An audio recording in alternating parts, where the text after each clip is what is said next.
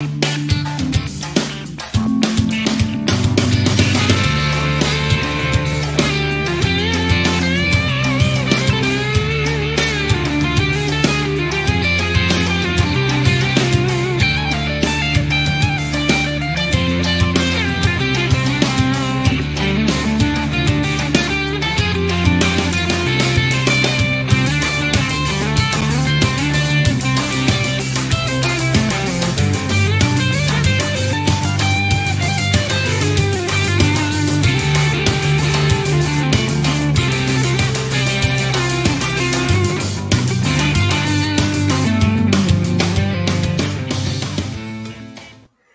everybody, welcome to another episode of Okay Boomer. See, when you're a boomer, you forget shit. Welcome to the new episode. Please subscribe, comment, and share over at Creators Outlet on YouTube. Don't forget, we are in a race to 300 subscribers, and we're getting there. We're over 2.25 right now, 226 as of today. And when we hit 300, I'm going to be giving away a free signed and graded comic. No, it's not a 9.8, but it's signed and graded. So help us get there and stuff. And I'm Will. And this is Thomas. And we're at the Virtual Spinner Rack this week, and we're reading some comics. Yes. Avengers 54 and 55. Yeah. I said 54 week before last, first appearance of Ultron. But after I read it, I was like, holy crap, we can't stop here. He doesn't even say his damn name in this issue. Dang it.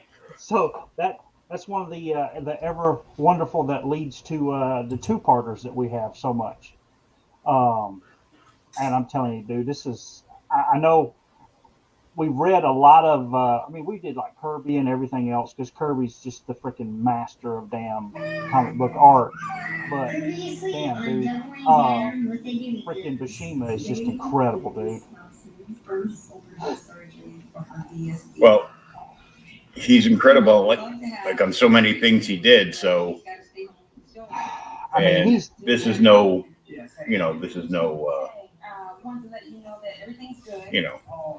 before I get going, let me hit this because I might be dropping some shit. Oh Lord. Because I was thinking, I fell asleep. Yeah, you're rambling a little bit. But yeah, he is the definitive Conan artist, but then he brought in, I actually thought about reading this. You check out the cool cover and we see Black Knight coming in. And then there's, of course, you've got all of the Avengers, Giant Man, Black Panther, and Hawkeye are all tied up. And then there's the Radioactive Man, Claw, the Whirlwind, and the Melter, all here. And the issue actually opens up, and they're in Avengers Mansion, and Hank he's putting in all these traps that they'll stop anybody that comes in. And so while he's putting in all these traps that will stop anybody that comes in, there's Black Widow and the rest of them.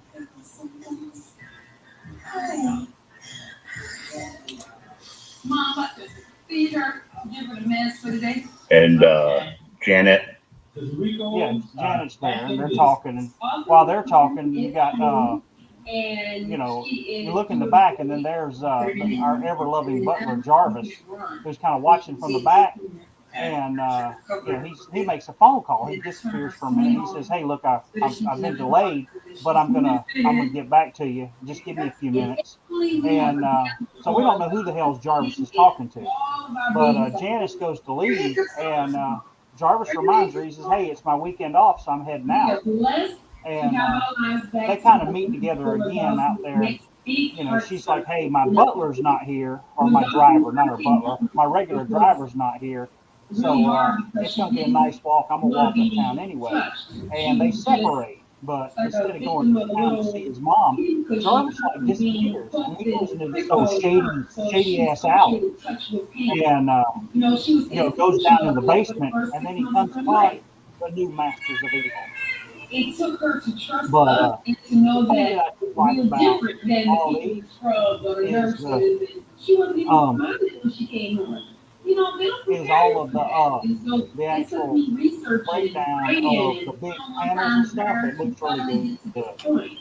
I just would love to bring her out. Yeah, and we get the as we go through here, even if you don't know who they, even if you didn't know who they were, because some people might not have known who they were back then. We didn't have like another 40 years of history, and we didn't have the MCU teaching us that Claw showed up from Lord of the Rings, and damn it.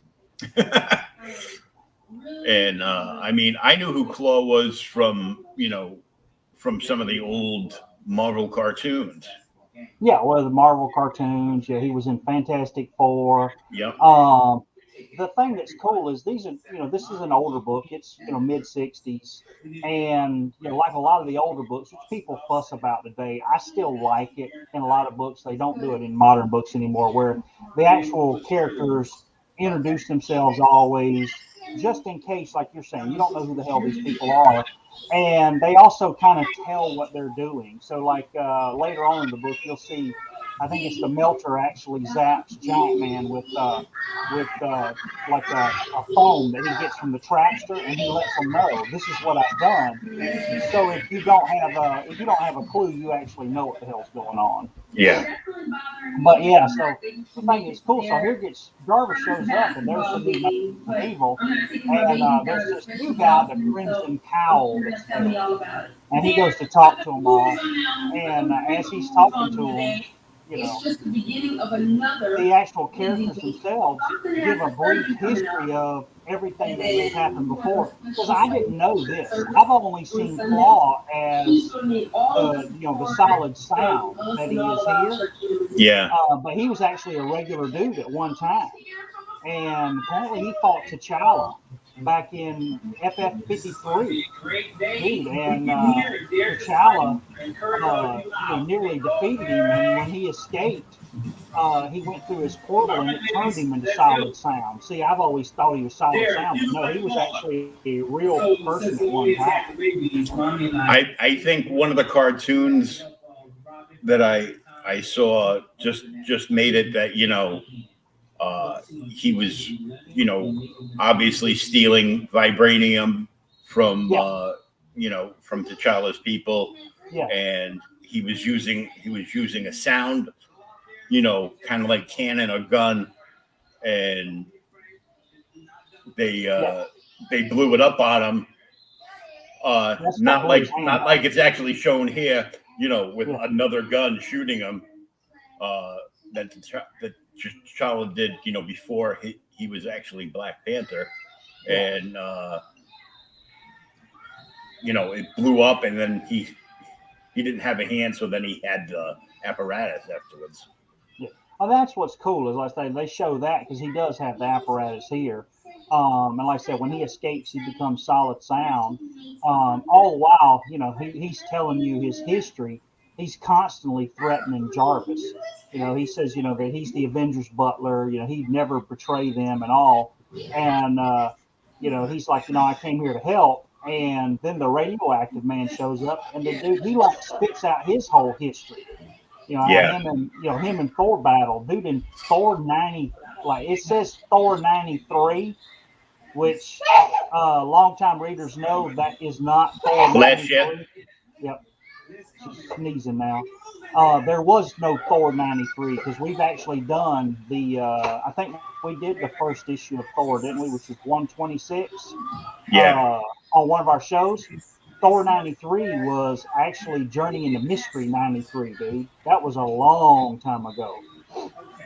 So yeah, then we find out how Radioactive Man fought Thor, and and then Iron Man is the one who captured him. And because he captured him, took him away, they've basically been all insulted. And they just want to kill the Avengers. The rest of the people kind of don't go through as big a detail as, Radioactive Man and Claw as why. While the Black Knight is standing there, he's one of the original founding members of the Masters of Evil.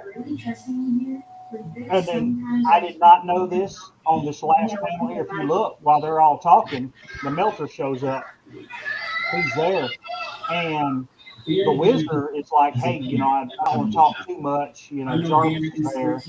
He's a weakling and all. But then we find out that the Wizard, who didn't show up because Janet Stryker didn't show up. That's why she walked anyway. He's actually a bad guy. I didn't know that.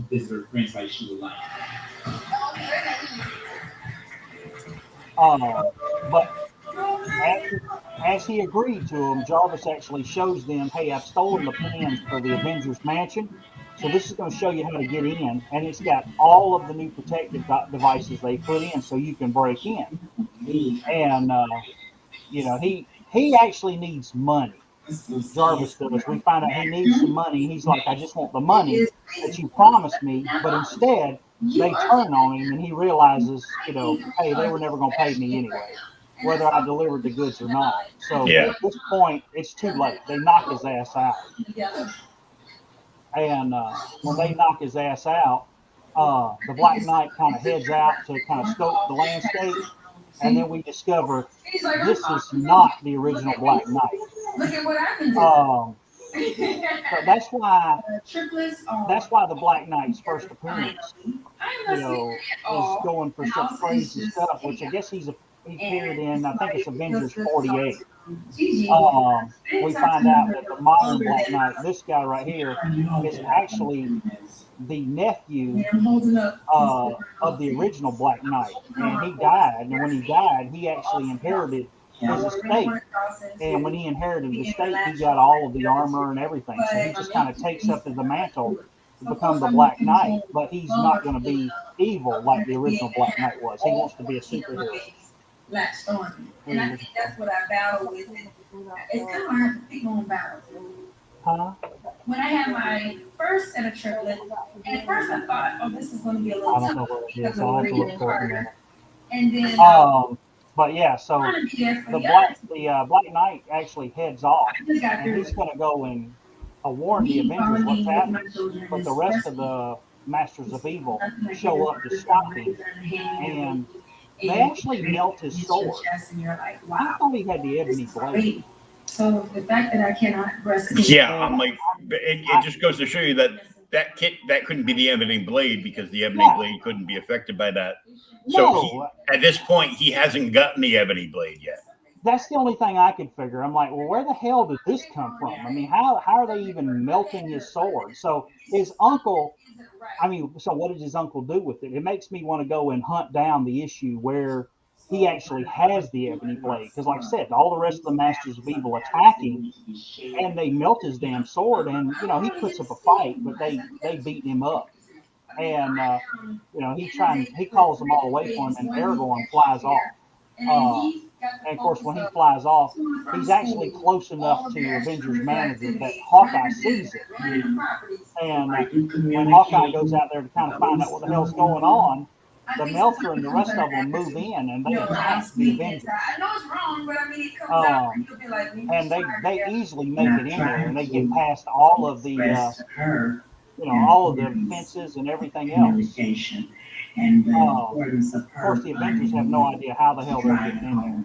Yeah, didn't have a clue how they got in. I'm like, at first it wasn't dawning on me. I go, oh yeah, Jarvis, the traitor that he is, gave him the map to get in. I was like, well, he's called the Melter. He just melted his way into the mansion, and he literally did. But he did it in a way that he bypassed the traps. Yeah, he bypassed all the traps. And then the Wizard, which, he really doesn't even need it for himself, because he's actually, Janet's chauffeur. he goes in, he bypasses the traps in there and catches the freaking Black Panther in the garage, going to get in the car and head out. And then, of course, he throws damn rocks and everything everywhere else. Makes a huge mess. And while he does that, Claw goes in to get the Wasp, who actually does the best job of almost getting away. Of course, shrinks down to Wasp size and tries to fly away. Claw manages to knock her ass out by closing the door on her. And then here's future hero Goliath, if you didn't know, which I'm pretty sure you did. Yeah. I didn't expect to see him in here because he's not even mentioned on the cover, but he's not the hero yet. He's just Hank's assistant, who actually goes to put up a fight against the Radioactive Man. Oh yeah, here's the stuff where he's talking about. No, it's Baron Zemo's adhesive X that Radioactive Man uses to actually stop him when he goes to fight him. Of course, he catches Radioactive Man is there, and you can't touch him because he is radioactive. So Hank puts on some gloves and does his best to catch him, and he keeps changing sizes. This is funny too. I don't know if you remember years and years ago, back when the first Avengers come out, and like some of the early issues, Giant Man got stuck at like 12 foot tall. He couldn't shrink or grow because the formula. But at this point, he doesn't even need the formula anymore. He doesn't need the pills. He can grow and shrink at will because he's done it so much. But he can get up to his max height. He actually says it here in a minute. His max height is 25 feet right there because he grows to his max height as he chases the damn Radioactive Man, who leads him into one of his own damn traps. So, yeah. Yeah. So Hank gets trapped by his own damn security system. And when he gets trapped, of course, Radioactive Man turns around and just, gasses him with the adhesive X. Tranquility. And we're getting toward the end of the issue now. After they've managed to catch everybody, Claw put Janet in a damn salt and pepper shaker. The Crimson Claw shows up, or the Crimson whatever, Owl shows up, and it's revealed to be Jarvis. Okay, well, the Crimson Cowl was there when Jarvis showed up. Yeah. So who was really under the cowl? Yeah, see, that's the whole thing. He shows up here at the top that it's a robot that was under there, and Jarvis was actually supposed to be the leader all along. And the robot doesn't say anything, but longtime Marvel readers can look at the robot and say he looks pretty damn familiar. That's why I said this is. What's one of the Manhunters from the Green Lantern Corps doing in the Avengers? Oh no! He does look like one of the Manhunters. Now that you bring it up, the way he's drawn, the way he was drawn in the beginning, yeah. And he evolved from this, and so there is Ultron's cameo. Yep. And then, like I said, the next issue is actually his full first appearance where he names himself.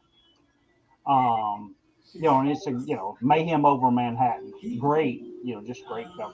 The other thing, like I said, is with Buscema's art, I love the fact that all the panels are really huge. Him and Colin did that a lot. There'll be, 4 panels on a page. I just like the really big panels. It's like they're not afraid to draw.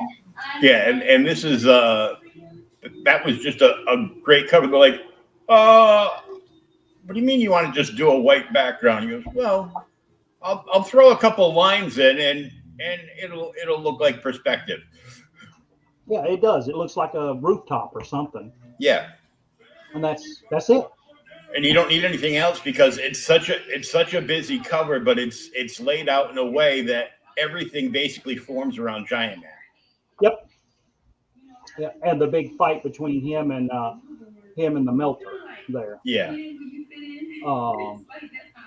But yes, it opens up with. Actually, I was reading a book about this today when my child was at the doctor. This zip tone that they used to do, how they'd have a background guy, just like an assistant, lay in the zip tone. But when the story opens up, there's this like a cargo ship, a scout ship of the Crimson Cow flying over New York. And we look inside the ship, and we see the Masters of Evil. And of course, they have all of the Avengers in a cell, and they're held down by these like lasers that they can't go to. So there's the lasers that are stopping them from escaping. And then as they go, we kind of discover they're flying over and explaining what's going to happen. The Crimson Cow's plan is he actually has created a H-bomb, a hydrogen bomb, and he's going to put all of the Avengers in the hydrogen bomb, and he's going to drop it on New York City, with 0 point being the Empire State Building, unless New York gives him enough money. Of course, he shows up and Claw, and that's what he's going to do. This struck me weird because we always talk about the Simpsons telling the future. Yeah. And I'm like, it's the wrong buildings, of course, but this is like a foreshadowing of things to come. Little did they know, with 9/11, 2001. I will see if I can find it for you, but there is a issue of X-Men that actually somebody looks forward into the future. I can't remember what issue of X-Men it is. It's like 180 something, I think. I'll have to find it. But somebody sees the future in the X-Men book, and they actually see the Twin Towers fall. Whoa. In the book, because they start crying, and I can't remember what issue it is now. I'll hunt it down. I'll send it to you. If it's around the 180s, I have it here somewhere. So we need to do that one, because if you talk about foreshadowing, it's eerie, because she's looking into the future, and I can't remember who it is now, but she sees the towers fall and begins to cry. Anyway, back here, so they're all managing, they're planning on putting everybody in this hydrogen bomb and killing them and such. But lo and behold, all of these, the cells that they have them wrapped in are shocking them, but they're not giving enough electrical charge to actually keep Giant Man, knocked out. So he has actually been awake this whole time, listening to them. And he changes sizes, and when he changes sizes, he just lays into them. Of course, when he does that, while he's doing that there to Claw, Claw in the on the next page, Claw and the Crimson Cow. Are you going to be able to get away and do with paradigm surgeries? I mean, how do you do that? Or did they get out of order on me? Because no, we might have gotten out of order. Oh, no. Crimson Claw. So, there it is. Giant Man, they didn't get out of order. I see what it's happening now. Giant Man actually attacks Claw, and the Crimson Cow zaps him with his ray gun and says he can't be stopped. And then he starts giving crap to Claw, who tries to actually destroy the cow, and he can't. He unleashes his full blast on him, but it doesn't destroy him. And of course, when he sees he's not destroyed, he just, Claw just like freaking, hey, don't kill me. He starts begging, and he grovels, and then the cow's like, okay, you're all right. You'll stay with me, because understand I'm the master. And now he explains the whole thing, where they're going to put them in the H-bomb and drop the money on the city. Yeah. What's funny here is when he does this, the other Masters of Evil, they really don't want money. They don't want power. They just want to destroy the Avengers for what they've done to them in the past. Mm-hmm. And Cal says, "Hey, look, that's fine with me. When we get the money, we'll just drop them over the ocean, keep our word and kill them anyway." So they're like, "Okay, cool, we're in. As long as if we get paid and kill the Avengers, well, that's 2 for 1." To help my husband cope because I know he's still grieving. So they throw them in there, and when they're in there, they finally see Hank. Hawkeye hears Janet, lets her out, and they kind of explain what's going on. Of course, they can't get out of the not spaceship, but the H-bomb, because it's created with a metal that absorbs its force and reflects it back on the attacker. Sounds a lot like vibranium to me, but I'm not sure. Of course, the Crimson Cow leaves a little like a peephole so they can see what's going on. He wants them to know who's killed them. Of course, they look out there, and there's Jarvis, who comes out, and we finally realize that Jarvis has been under mind control this whole time. He did need the money, and that's kind of why he reached out to him. But he's been under mind control the whole time, and he begs them, "Hey, don't kill the Avengers, kill me instead." All this, and now finally, Ultron makes his appearance at the end. I can literally see it. Yeah, and when he makes his appearance, of course he rants and raves, and they just knock Jarvis out and throw his ass out. They damn near kill him, but he stumbles off, and in his stumbling, begging for help, nobody in New York will help him. Finally, the Black Knight finds him and tells him what the hell's going on. So Black Knight goes back and finds Aragorn and his lance, and when he finds his lance, he heads off to stop the Masters of Evil, and he invades their ship. This is going to be fun for you blows a guys. damn hole in the side of it, and the Avengers break out. Of course, you got all the different fights. Hawkeye, attacks the Melter. Black Widow's attacking, the Wizard and all this. While Ultron, who is going to deliver his message to the city, is actually in another part of the spaceship, so he's kind of out of the fight. And of course, the Avengers manage to defeat everyone, and as they do, Ultron, get towards the end, we find out Ultron actually vows to come back and save them. So that's always a relief. Just and then right here at the end, he vows to save them, and we find out why Jarvis even was willing to go do this. His mom is really sick, and she needs a lot of money to cover medical bills and stuff. Yeah, needs the money to save his mother and the surgery and everything, and the advanced hospital stay. But what was weird is I think it was the page before you see the Black Knight back on his horse with his melted sword in hand. Let me go back and look.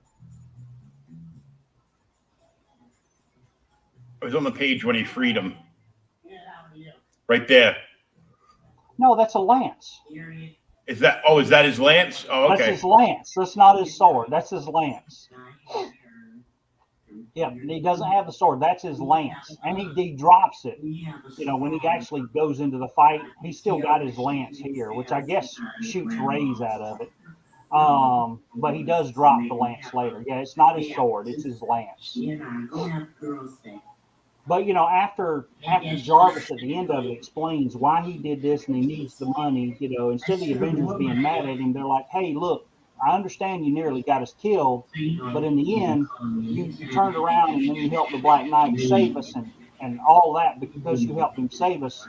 Everything's okay with you and you can come back and work for us again." And, the Black Knight leaves, But we're going to keep a close eye on you.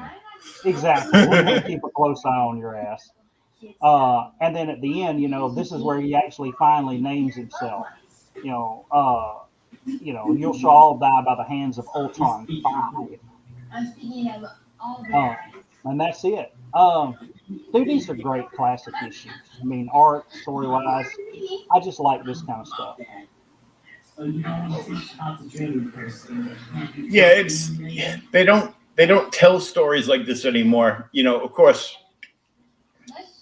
back then a lot of it was done for theatrics instead of doing like they do nowadays, where they do like flashbacks in the middle of a thing, opposed to then when they would just hold on, I'm the bad guy. I'm going to tell you why I'm the bad guy, and then I'm going to tell you my entire evil plan. Yeah. I mean, and that's one of the things they talk about even on, if you go and watch, like, they make fun of it in, oh God, it's one of my favorite movies, the Disney movie, Incredibles, where he talks about, you got me monologuing, you know? He explains the evil plan and everything. It's like, can it was a campier time, shall we say? Oh yeah, but I mean, they're so much fun. But hey, I have I've got a massive headache all of a sudden. Can we cut it? We'll figure out what we'll do next week. Yeah, sure. I understand talking to me will give anybody a headache, so I'm sorry, dude. it's all good. All right, man. Nothing to worry about. So we'll figure out what we're gonna do. Thomas and I will figure out during the week what we're gonna do, and we'll be back next week with another episode of OK Boomer. We hope you enjoyed this pre-headache. Sorry, y'all. And everybody have a good night. We'll catch you all later.